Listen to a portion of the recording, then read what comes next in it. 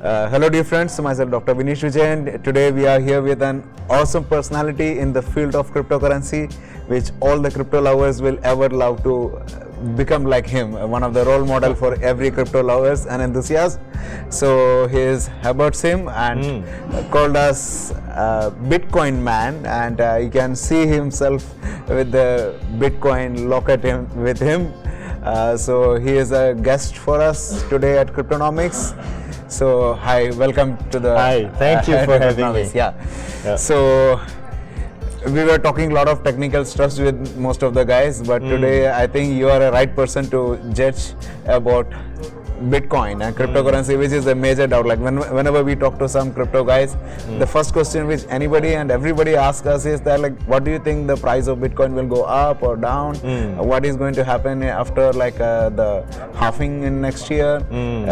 Are you expecting to get back to 20,000 or hit it again, or is it going to down? Like, there are so many speculation, so many predictions which is happening in the market, but I think you are one of the right person in the industry to give the most useful information for crypto enthusiasts. Thank you very much. Okay, so I think I'll briefly talk about myself first. So I'm Herbert Sim. I'm thebitcoinman.com, founded in 2016. So how I first started is I actually founded Crypto Chain University, founded in 2010.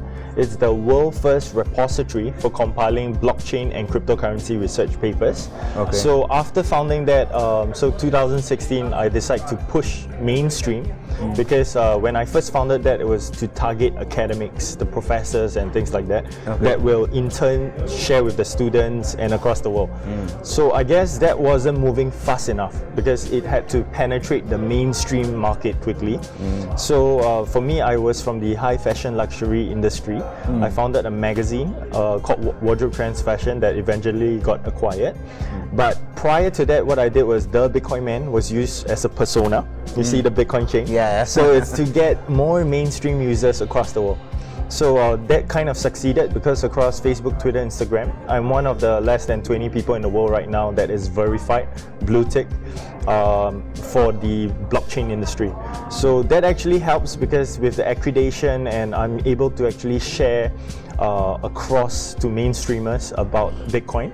As you would know, 2017 there were a lot of scams, a lot of bad actors. So this accreditation actually helped to differentiate myself from the bad actors and actually reach out to more mainstream people to teach them about Bitcoin. So now the thing is, in 2017, December, when Bitcoin was 20,000, I was also the global operations director at Huobi. So Huobi on 2017 alone, they saw the turnover of 850 billion US dollars. And so their transaction fees were one of their profit model. They earn 0.2% of that, and that is 16 billion US dollars. Yeah, that's a lot of money. So in February, what happened is the team out of Singapore with me, we actually did the launch of Huobi token. We raised 400 million in 13 seconds. And that was it made the news all across the world. It was legendary, even in the cryptocurrency industry. So the thing is, with all these achievements, right, the company was undisputedly number one. Okay, in 2013 to 2017, 80% of the whole entire world's trading volume was in China. 60% of it was in Huobi. So it was even before the likes of Binance, before Binance even first started, Huobi was there. Now the thing is, so after that, what happened is I left, and then I'm now actually advising projects across the world. So among the projects that I'm actually working with, one of them is called Future One Exchange. It's an Estonian licensed crypto exchange that is based out of Singapore. I have the likes of Karus Chain, which is a precious metals mining on blockchain. Then I have Taudas, which is the world's first equity crowdfunding platform built on blockchain. Yeah, and then I also have Tavel, which is a geolocation social media company. Yeah, so like it's a whole it's a whole ecosystem whereby all the blockchain projects that I'm helping with can synergize together. And most recently, just last week, I announced at the world largest gaming conference, which is Sigma in Malta. So I actually acquired FortuneZ.com. I'm sure you heard of Fortune magazine and all. So I got Fortune with a Z at the end. .com, and then it's going to be like a news portal that covers cryptocurrency, stocks, forex, as well as the normal business news. So I guess all this whole entire ecosystem would actually support each other in a way. Definitely. So that's the thing that I'm doing. Okay, so thank you for bearing with me. So basically, what like talking about the upcoming price. Okay. There's various factors. The way I see it, the market is going to take a beating very soon. In fact, we have seen the beating already taking place, meaning the price was 8,000, it dropped to 6,500, and now it's stabilized back at 7,500. Okay, but now the thing is, what caused that entire shift? It was primarily when Xi Jinping came forward to say that he's backing blockchain technology, and the price shot up, right? And there were news about people selling their houses in China, waiting to speculate the market. Like they literally sell everything they have to go into the market. It's same as how CZ sold his house to build Binance, right? So now the thing is, there are people in China who sold their houses ready to buy into the national cryptocurrency or Bitcoin at the same time. So that actually spurred news in China to say like they may ban Bitcoin cryptocurrency, so do not speculate. And because of the news, I think the price dropped again. But dropped to 6,500, and then after it stabilized at 7,500. So now the thing is, with this we can easily see who is the market, who has market dominance. Okay, but the way I see it, why Bitcoin is going to take a beating before a sudden boost to about 50k to 100k, why?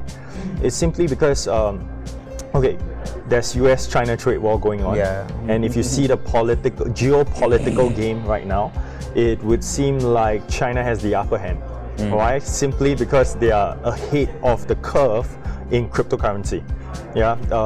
They have announced that they are about to launch crypto, their national crypto, but when exactly, no one knows yet, except of course PBOC Bank would know it. Okay, so now the thing is, before this, during the anticipation of this launch, we also must take note of May 2020, where the Bitcoin halving is coming. So don't forget, there's hash rates that's going up. But then also there's recent news of electricity breakthrough, whereby lesser electric is used for Bitcoin mining, which is good, because the moment when the Bitcoin halving happens, what happens is those players who are unable to cope with this mining difficulty. Mining difficulty, number one, and the mining reward halved, right? That would, okay, so if back to crypto winter, we talk about miners, they need at least 5,000, the price of 5,000 for Bitcoin to survive. Okay, but now the thing is, if it's halved, then they need twice. It needs 10k to survive. However, based on electric, if we do a quick calculation, that will price around 8,000 to survive. So, so this is very important in the economics of scale. So now the thing is, that is just one aspect. Now we are talking about the likes of China. When they launch their own cryptocurrency, what's going to happen? It's a supply and demand game. The way I see it, China needs to buy as much Bitcoin as they can when Bitcoin price is low. So it's obvious that the market will take a beating first to push the price as low as possible for them to swoop in to buy as much as possible. Right? Okay, this is what I'm seeing, I'm predicting.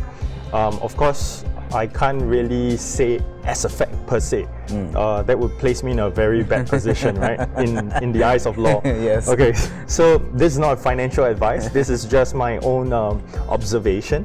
So because of the whole entire market being pressed down, that's when the price will actually shoot.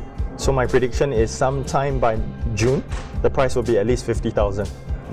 So cool. People hodl on to your Bitcoins, and it's gonna rise. awesome news for all those Bitcoin hodlers who has been bleeding from 2017 and who bought at $15,000, $18,000 and $20,000. They are just struggling, even though like those people who entered in last year and all, they are in profit at 3,000, 5,000 to 8,000. But those who bought at 2017 at that peak time, they are still struggling with holding those coins.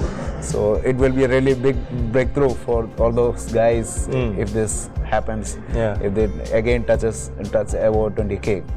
You're right. So thanks a lot for your time. Thank you for having me. And the wonderful insights and the information which is happening all across the world. And because most of the people see cryptos going up and down, but nobody, like very rare people, know the real reason behind it. And you are one among them and who gave us the insight about it.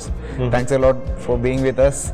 Wish you all the best for all your future projects, and we have all your support for your ventures, and we expect the same for us also. Of course. Thanks a lot. Cheers. Bye. Really nice meeting you.